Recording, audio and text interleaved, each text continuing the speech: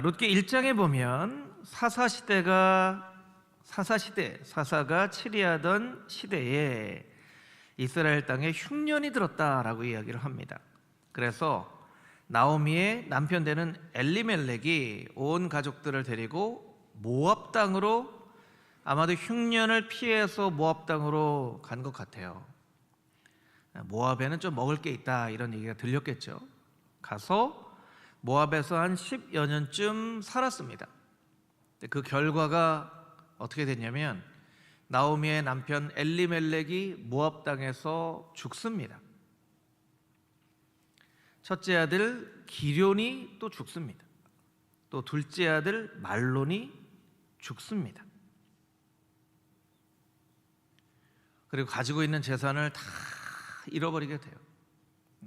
1장 하반절에 보니까 나오미가 이야기합니다. 내가 풍족하게 나갔는데, 이렇게 이야기를 합니다. 그리고 나오미가 베들레헴으로 돌아온다는 것이 큰 뉴스거리가 된 것으로 놓고 보면 아마도 모압으로 가기 이전에 엘리멜렉, 나오미의 가정은 아마 돈도 좀 많고 사람들에게 존경도 받고, 우리나라로 보면 지역 유지 같은 그런 가족이었을 거라고 생각이 듭니다.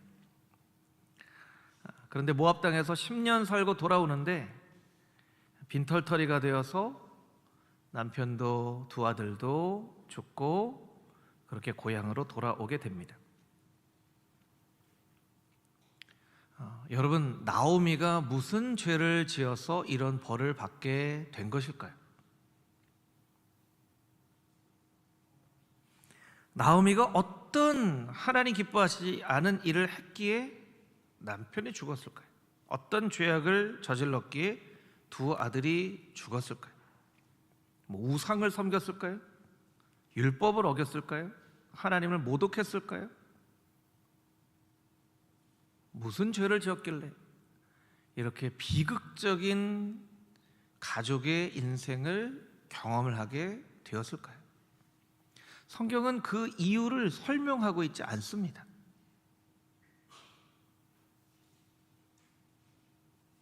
여러분, 오늘 이 자리에서 예배를 드리는 모든 부모님들 중에 혹시 여러분의 인생이 여러분들 뜻대로 되지 않았다 할지라도, 여러분이 예상하지 못했던 병에 걸리거나 실패를 하거나, 혹은 여러분의 자녀들이 여러 가지 어려움이나 고난이나 어떤 너무나 힘든 상황을 겪게 된다 할지라도 절대로 자책하지 마십시오. 그리고 절망하지 마십시오.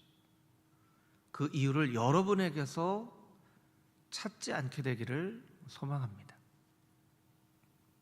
물론 우리 인생 가운데는 내가 명백한 잘못을 해서 그 잘못에 대한 대가를 받게 되는 경우들도 있습니다. 있어요. 그러나 우리의 삶 가운데 경험되어지는 병이나 실패나 고난이나 어려움이나 역경이나 이런 부분들의 이유는 너무나도 복합적인 경우들이 많기 때문에 명백하게 이 원인이 무엇이다라고 이야기하기가 쉽지 않다는 것입니다.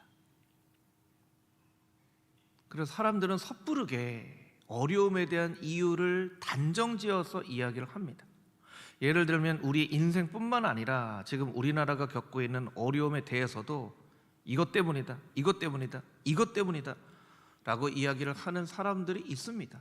나름대로는 열심히 고민도 하고 분석도 하고 생각도 했겠지만, 여러분, 우리 인생에 일어나는 일의 어려움의 이유는 너무나 복잡한 이유들을 가지고 있어요.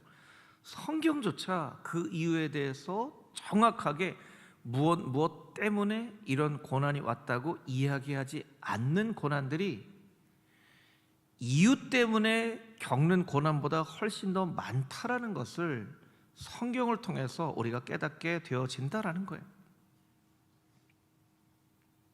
그래서 인생의 고난이 찾아오면 그 이유를 찾지 말라는 것이 아닙니다. 욥이나 시편 기자처럼 이유를 하나님께 따져 묻는 경우들도 있습니다. 분명히 있습니다. 그러나 오늘 본문 같은 본문을 통해서는 그 이유를 묻는 것보다 고난이 찾아오거나 어려움이 생길 때 이러이러하게 행동을 해야 된다라고 이야기를 하고 있다는 것을 우리가 꼭 기억해야만 한다라는 거예요. 우리의 인생은 때로 어려운 수수께끼나 퍼즐을 푸는 것과 같습니다. 여러분, 수수께끼를 보면서 이걸 만든 사람이 왜 이걸 만들었을까? 이걸 만든 사람이 무슨 목적으로 만들었을까? 이 수수께끼를 만든 이유는 무엇일까? 이렇게 막 고민하는 분들은 많이 없으실 거예요. 그냥 수수께끼나 퍼즐이 나타나면 그냥 풀어요. 인생에 겪는 고난은 때로 수수께끼나 퍼즐 같아서 그 이유를 찾기보다 그 문제를 풀어가는 것이 더 중요하다는 거예요. 그래서 우리의 관점이 어디에 맞춰져 있어야만 하냐면 그 이유보다도 이것을 어떻게 풀어갈 것인가 라는 것에 초점이 맞춰져 있는 것이 훨씬 더 지혜로운 인생이 되어진다라는 것을 성경 말씀을 통해서 깨달아 알게 됩니다. 실존주의 철학자였던 키에르 케고르는 이런 이야기를 합니다. 인생은 앞으로 살고 뒤로 이해하는 것이다.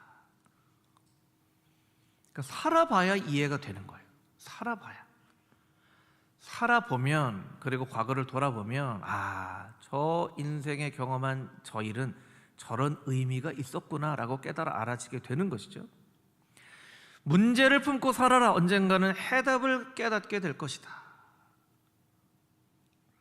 문제를 품어야 됩니다.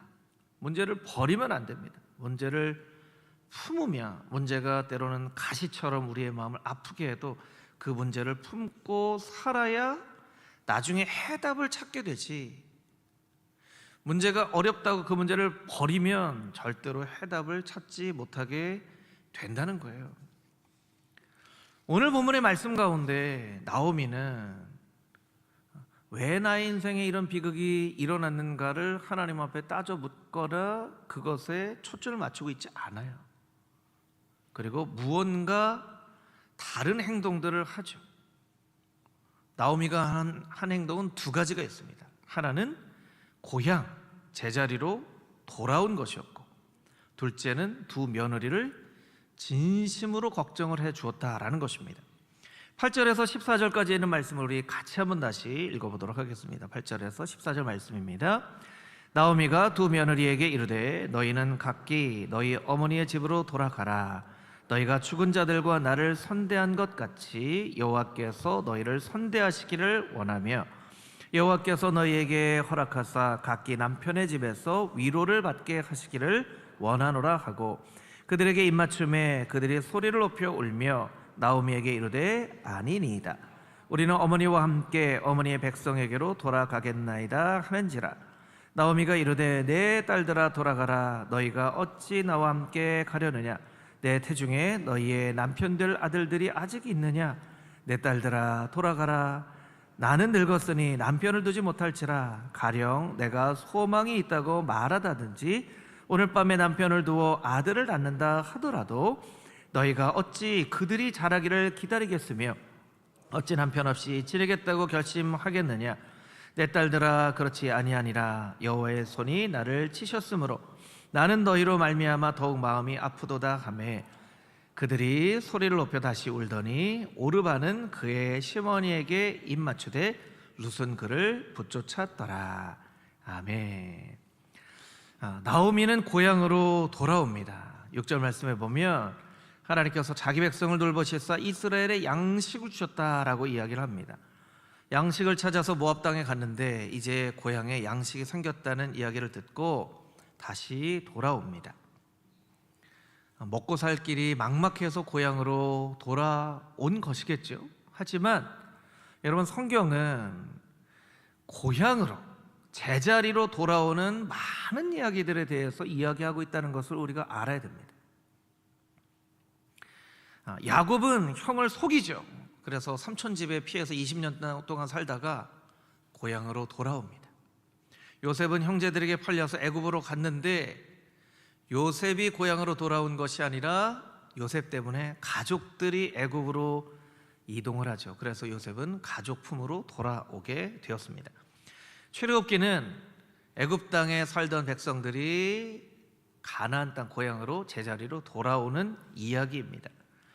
지난주에 새벽 예배 본문의 말씀이기도 했지만 빼앗긴 이스라엘의 법궤는 제자리로 돌아오죠. 바벨론 포로기로 잡혀간 사람들은 1차, 2차, 3차에 거쳐서 자기 고향 땅으로 돌아옵니다. 제자리로 돌아옵니다. 왜 성경은 이렇게 많은 이야기들이 제자리로 돌아오는 이야기로 기록을 하고 있을까요? 하나님의 관심이 거기에 있기 때문입니다. 제자리라는 말이 가장 많이 쓰여진 말씀은 에스라서와 느헤미야서 말씀이에요. 에스라 6장 7절 말씀에 보면 이런 말씀이 있습니다. 하나님의 성전 공사를 막지 말고 유다 총독과 장로들이 하나님의 이 성전을 제자리에 건축하게 하라. 하나님의 성전을 어디에 건축하라고요? 제자리에 건축하게 하라. 하나님의 성전 새롭게 세워라. 하나님의 성전 더 멋지게 세워라. 할 수도 있는데 하나님의 성전을 제자리에 세워라. 원래 있었던 그 자리에 세워라. 5장 15절 말씀에 보면 일러 말하되 너는 그 그릇들을 가지고 가서 예루살렘 성전에 두고 하나님의 전을 제자리에 건축하라 하며, 하나님의 성전만 제자리에 세운 것이 아니고요, 성전에서 썼던 모든 물건들을 다 바벨론에 빼앗아 갔는데 이제 이 물건들 다 가져가서 그 성전의 제자리에 이 물건들을 놔두어라 라고 얘기를 하고 있어요. 생각해보면요, 뺏어간 물건이잖아요. 귀한 물건들이에요. 안 돌려줄 수도 있어요. 근데 제자리에 갖다 놔라 이렇게 이야기를 하고 있습니다. 느헤미야서 8장 7절 말씀에는 이런 말씀도 있습니다. 우리 같이 한 목소리 읽겠습니다. 예수아와 바니와 세레비아와 야민과 악굽과 사부대와 호디아와 마아세아와 그리다와 아사랴와 요사밧과 하난과 블라야와 레위 사람들은 백성이 제자리에 서 있는 동안 그들에게 율법을 깨닫게 하였는데, 돌아온 이스라엘 백성들이요, 제자리에 서 있는 동안에 율법을 깨닫게 하였는데, 이 말씀은 어떻게 보면 그냥 이스라엘 백성들 서 있고 율법을 깨닫게 하셨다라고도 할 수 있지만, 여러분 성경은요 의미 없이 쓰여진 구절이 한 구절도 없다라고 우리가 믿어야 돼요. 할렐루야. 의미 없이 쓰여진 구절이 한 구절도 없어요. 왜? 성경은 그냥 백성들이 서 있었다 이렇게 얘기할 수도 있는데, 백성들이 제자리에 서 있는 동안에 그들에게 율법을 깨닫게 했다고 이야기하고 있을까요?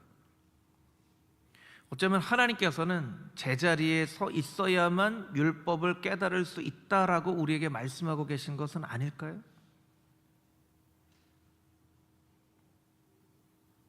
성전이 제자리에 세워지고 하나님의 백성이 제자리에 서 있어야 된다고 성경이 우리에게 이야기를 하고 있다는 거예요. 여러분 스스로에게 꼭 이렇게 물어봐야 되겠죠. 나는 제자리에 서 있는가? 내가 서 있어야 될 제 자리는 어떤 자리인가? 여러분 하나님의 성도가 서 있어야 될 제 자리는 말씀의 자리, 기도의 자리, 예배의 자리인 줄 믿습니다. 할렐루야. 아멘. 그게 우리의 제 자리예요. 교회가 제자리에 서져 있어야 됩니다. 여러분 교회 부흥을 위해서도 기도하고 교회 가운데 하나님의 놀라운 능력이 나타나기를 위해서도 기도해야 되지만, 여러분 교회를 위해서 꼭 기도하셔야 될 것은 교회가 제자리에 서 있을 수 있도록, 이 교회가 제자리에 서 있을 수 있다는 것은 교회의 본분이 무엇인지를 깨달아 알고 교회가 마땅히 행해야 될 일들을 해야만 하는 것을 의미합니다.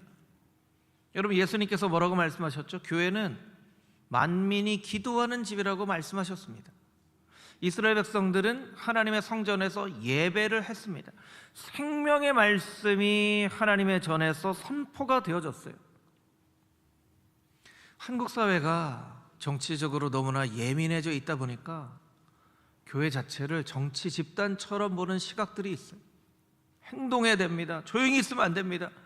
크리스찬들이 무기력하게 있으면 안 됩니다. 그거 책임을 회피하는 일입니다 라고 여러분, 교회는요, 세상의 사회학적 관점으로 보면요, 선동하기에 가장 좋은 집단이에요.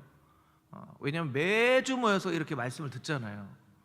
이런 곳이 어디 있습니까? 매주 모여서 말씀을 들어요.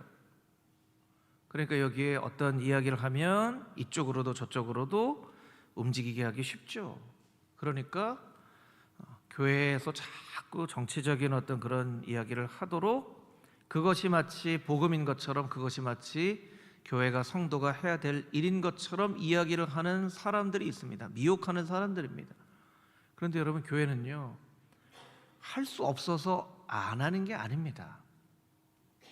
교회의 본분이 기도와 말씀과 예배이기 때문에, 그래서 그 본분에 충실한 삶을 사는 것이지. 여러분, 교회뿐만 아니라 여러분들이 성도로서, 성전으로서 세상에 나아가서 설 때에도 여러분의 제자리가, 여러분의 본분이 무엇인지를 잘 깨달아 알아야 됩니다. 여러분, 한번 생각을 해볼까요? 나오미가 망했죠. 우리 식으로 말하면 쫄딱 망했습니다. 고향으로 돌아가는 게 쉬웠을까요? 어려웠을까요? 어렵죠. 어려워요. 그걸 우리가 알아야 돼요. 나오미는 지금 굉장히 용기를 내서 고향으로 돌아가는 거예요. 굉장한 용기를 내서 돌아가는 거예요. 고향에 갈 생각만 하면 벌써 머리가 아플 거예요. 사람들이 막 물어, 뭐 어떻게 된 거냐, 도대체 왜 죽은 거냐, 어떻게 한 거냐, 혹은 그 가운데 영적으로 조금 더 예민하다고 생각하는 사람들이 혹시 무슨 죄를 진 건 아니냐, 무슨 잘못을 행한 건 아니냐, 막 이런 질문들과 사람들의 눈총이 따가울 것을 알면서도 고향으로 돌아가는 거예요. 돌아가는 거예요. 여러분, 교회는 그런 사람들이 돌아올 수 있는 곳이어야 합니다. 망한 사람들이 돌아올 수 있는 곳이어야 돼요. 여러분, 망한다는 것이 무엇입니까? 내 힘대로는 안 된다는 거잖아요. 내 힘대로 나를 스스로 구원하려고 했지만 나는 내 힘으로 내 스스로를 구원할 수 없다라고 하는 게, 그게 망한 거예요. 여러분, 사실은 그렇게 표현하진 않았지만 여러분들이 다 망해서 예수님 믿은 거예요. 왜냐하면 내 스스로 나 자신의 인생을 구원할 수 있다고 생각하는 사람들은 교회에 올 수가 없습니다. 내 힘대로 안 됩니다. 내 인생이 내 힘대로 안 됩니다. 오직 하나님의 은혜가 필요합니다 하고 두 손 들고 나온 것이 바로 교회예요. 그래서 교회는 이 나오미 같은 사람들이 올 수 있는 곳이어야 되고요, 함부로 판단하거나 함부로 이유를 이야기하기 전에 그들을 따뜻한 마음으로 안아줄 수 있는 곳이어야 됩니다. 교회는 쉬어갈 수 있는 곳이어야 되고요, 평안함을 누릴 수 있는 곳이어야 돼요. 그래서 우리의 예배 가운데에는요, 어떤 사람이라도 초청할 수 있어야 되고, 어떤 사람이라도 예배 자리에 오면 그 마음 가운데 조금 숨이 쉬어지고 안식을 누릴 수 있는 그런 곳이 되어져야만 한다는 것입니다. 여러분, 금호중앙교회가 그런 교회가 되어줄 수 있도록 간절한 마음으로 기도할 수 있게 되기를 주님의 이름으로 축복합니다. 그리고 세상에 망한 사람, 지친 사람, 어려운 사람들 얼마든지 교회에 나와서 쉼을 얻을 수 있도록 온 성도들이 하나님 마음으로, 예수님 마음으로 팔을 벌려서 그들을 환영해 줄 수 있는 그런 곳, 그런 곳이 되어줄 수 있어야만 한다는 것입니다. 나오미가 한 두 번째 행동이 있죠. 두 며느리에게 떠나라고 이야기를 했습니다. 오늘 본문의 말씀해 보니까요, 되돌아가라, 되돌아가라, 되돌아가라 5번이나 얘기해요. 5번 얘기했다는 건 진심으로 얘기를 했다는 것이죠. 여러분, 지금 나오미가요, 며느리 걱정할 처지가 아니에요. 며느리 걱정할 처지가 아니에요. 12절 말씀에 보면 나오미 나이가 많이 늙었다고 이야기를 하고 있거든요. 나이가 많이 늙었습니다. 남편이 죽었습니다. 두 아들이 죽었습니다. 돈도 다 잃어버렸습니다. 며느리만 둘 남았는데, 이렇게 이야기하는 것이 어떻게 보면 상식이죠. 며느리들아, 이제 내가 나이가 늙고 너희밖에 안 남았다. 절대로 너희들은 나 버려서는 안 된다. 내가 무슨 힘이 있냐? 내가 어떻게 살겠냐? 너희들 나 버리면 안 된다. 아침에 일어나도 며느리들이 있는지 막 확인해야 되고요. 잠잘 때도 부스럭 소리만 나도 어디 가니? 이렇게 해야 되는 거예요. 나오미가요. 그렇잖아요. 부스럭해서 화장실만 가려고 그래도 어디 가니? 너 혹시 나 떠나는 건 아니지? 이렇게 해야 될 상황인데 나오미가 두 며느리에게 떠나라는 거예요. 5번이나 떠나라 떠나라 떠나라 떠나라 떠나라. 왜 그렇게 떠나라고 했을까요? 며느리 싫어서 떠나라고 한 게 아닙니다. 정말 며느리들을 걱정해줘서 떠나라고 한 겁니다. 8절 말씀에 보면 이 며느리들이 아주 잘했던 것 같아요. 8절 말씀에 보면 자막으로 보여주시면 너희가 죽은 자들과, 죽은 자들은 시아버지와 자기 남편들이죠. 죽은 자들과 나를 선대한 것 같이 선대했다는 거예요. 잘해줬다는 거죠. 여호와께서 너희를 선대하시기를 원한다. 너희가 나야 잘해준 거 안다. 내가 이제 너희한테 중요한 얘기할 텐데 나를 떠나라. 나한테는 소망이 없다. 나 봉양한다고 인생 허비하지 말고 제각기 갈 길 찾아서 가라. 다시 결혼하고 행복한 가정 꾸려라. 내가 지금 당장 오늘 결혼한다 하더라도, 그 자식이 태어난다 하더라도 그 자식이 크려면 벌써 10년, 20년이 훨씬 넘어야 되는데 그 어떻게 바라보고 살겠느냐. 그러니까 며느리들이 참 좋은 며느리들인 것 같아요. 그 엄마를, 시어머니를 목을 껴안고 웁니다. 안 됩니다, 안 됩니다. 떠나지 못하겠습니다. 근데 또 떠나라고 막 등 떠미니까 첫째 오르반은 떠납니다. 둘째는 안 떠나요. 그러니까 시어머니 나오미가 또 얘기합니다. 내가 떠나라고 했잖아. 너 빨리 떠나. 아닙니다. 저 가라고 하지 마십시오. 어머니가 가시는 곳에 나도 가고 어머니가 머무는 곳에 나도 머물고 어머니의 백성이 나의 백성이, 어머니의 하나님이 나의 하나님이 될 것입니다. 그렇게 이야기를 합니다.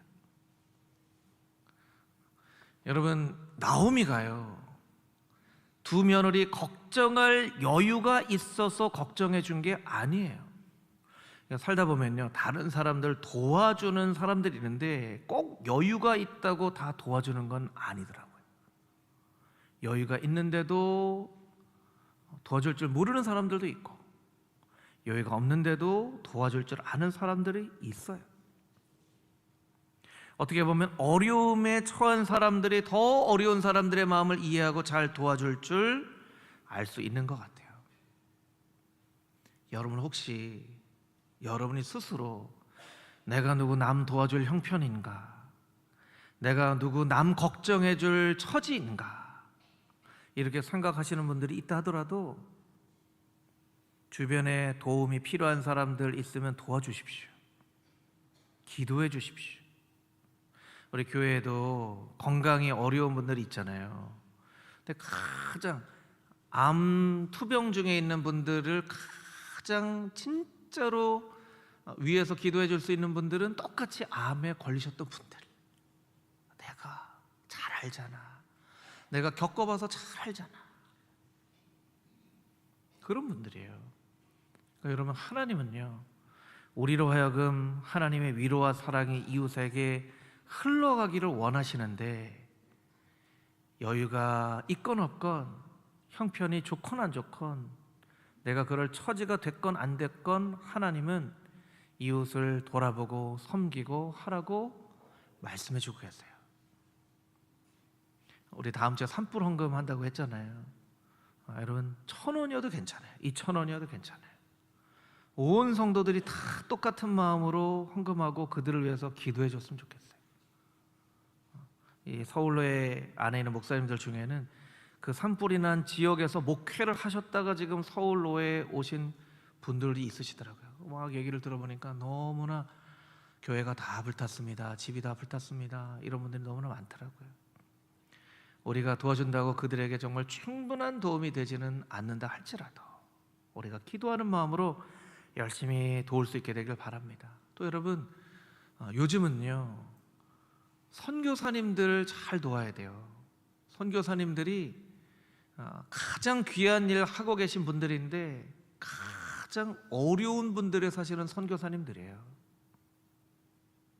가장 귀한 일 하시고 있는 분들인데, 그래서 여러분들 선교사님들 위해서 기도하시고, 여러분들이 밥을 한 끼, 커피를 한 잔 안 마시더라도 우리 선교사님들 다 기억하셔서 선교사님들 위해서 작은 헌금이라도 선교헌금 하십시오. 도와주십시오. 그것이 하나님의 나라를 이루는 하나님의 방법이라는 것을 우리가 꼭 깨달아 알고 제자리로 돌아오는 사랑의 섬김으로 하나님의 나라를 이루는 금호중앙교회 모든 성도님들이 다 되시기를 주님의 이름으로 축복합니다. 15절에서 17절까지에 있는 말씀 우리 같이 다시 한번 읽도록 하겠습니다. 15절에서 17절입니다. 나오미가 또 이르되 보라, 내 동서는 그의 백성과 그의 신들에게로 돌아가나니 너도 너의 동서를 따라 돌아가라 하니, 룻이 이르되 내게 어머니를 떠나며 어머니를 따르지 말고 돌아가라 강권하지 마옵소서. 어머니께서 가시는 곳에 나도 가고 어머니께서 머무시는 곳에서 나도 머물겠나이다. 어머니의 백성이 나의 백성이 되고 어머니의 하나님이 나의 하나님이 되시리니 어머니께서 죽으시는 곳에서 나도 죽어 거기 묻힐 것이라. 만일 내가 죽는 일 외에 어머니를 떠나면 여호와께서 내게 벌을 내시고 더 내리시기를 원하나이다 하는지라. 아멘. 성경에 나와 있는 고백 중에 가장 아름다운 고백 중에 하나죠. 어머니가 가시는 곳에 내가 가고 어머니의 하나님이 나의 하나님이 될 것입니다. 저는 이 말씀 읽으면서 이런 질문을 해보게 됩니다. 룻이 어떻게 이렇게 좋은 신앙을 갖게 되었을까? 여러분, 룻이 어떻게 이렇게 좋은 신앙을 갖게 되었을까요? 룻은 모압 여인이잖아요. 그러니까 좋은 신앙이 자신의 가족으로부터나 민족으로부터나 고향으로부터 나온 것이 아닌 것은 분명합니다. 그리고 어머니 하나님, 어머니 하나님, 어머니 하나님 하는 것을 보니까 룻은 전적으로 나오미에게 영향을 받은 것 같아요. 나오미에게. 잘 생각해 보면요, 룻이 좋은 신앙을 가지고 있다라고 이야기하기에는 조금 억지스러운 부분이 있어요. 그런데 분명한 것 중에 하나는 룻은 순종하는 좋은 성품을 가졌다는 것입니다. 순종하는 좋은 성품을 가졌어요. 1장 이후에도 나오미가 하라는 대로 100%의 순종을 합니다.